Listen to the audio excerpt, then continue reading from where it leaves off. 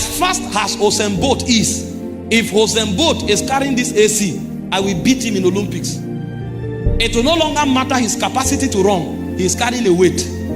If I'm running with Usain Bolt and all of us are wearing tight, he will finish. I will still be close to the starting line. But if Usain Bolt makes the mistake of carrying this AC, no matter how fast he is, I will put my hand in the pocket and win him. The problem now is not his lack of speed. The problem is the weight he's carrying.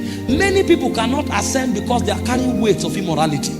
They are carrying weights of lying. They are carrying weights of iniquity. So no matter what God does to them, in them, and through them, they can never ascend. Because those weights will pull them down. That is why for anyone who wants to go high, ridding yourself of impurity must become your priority. See, you will take time and outline everything that makes it impossible for you to approach God. And you will pray consciously, Lord, remove this lying. Lord, remove this immorality. Lord, remove this pornography. Because if it is there, He will forgive you, but you cannot ascend.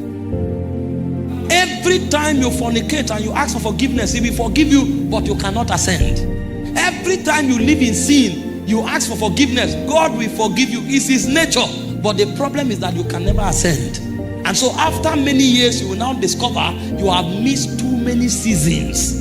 And those seasons you have missed are supposed to be the staircases of your ascension. So every time you miss a season, you have missed a staircase. And you will look back later, after 30 years, you are on the same spot. Iniquity has robbed many people of ascension. They say, who shall ascend the mountains of the Lord?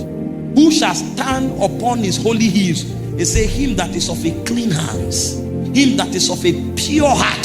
So the first credential for ascension in the realm of God is purity. In 1 Peter 2:11, hear what Peter said. He said, dearly beloved, I beseech you as strangers and pilgrims, abstain from fleshly lust, which wages war against your soul.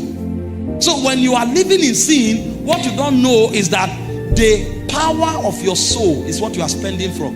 It said fleshly lust wages war. Why do you think many young people today cannot have strategic decision-making power? Why do you think many young men today lack the needed inspiration to move their life forward? And the way destiny works is that what can affect your 10 years can happen in a second. You just miss the moment. You sat with somebody, the right words to speak didn't come. It's after the person left, you now remember what you should have said. What that person walking away, that's your 10 years going. Because what that person should have done, if you said the right thing, would have affected the next 10 years. But you see, you have spent of your mental power when you were giving yourself to iniquity. It says, flee youthful lust. It wages war against your soul. Proverbs 4:23 says, guard your heart with all diligence. Out of it are the issues of life.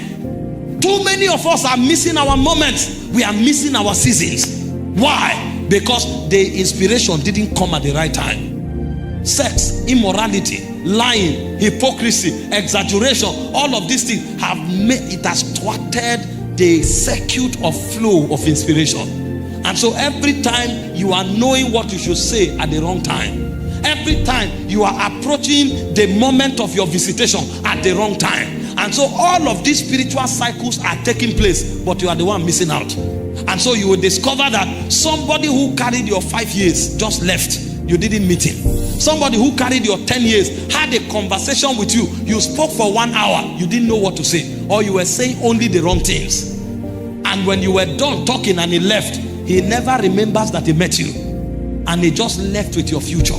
Because you have allowed iniquity to stain your soul. Every time you stain yourself with iniquity, I tell you, you have wasted your future. Why do you think? See, the devil is smart. He knows these things. Hope you know that he was a cherub. He operated in the courts of God. He knows how God works. And so when you look at the world today, almost 80% of every activity in the world today is designed to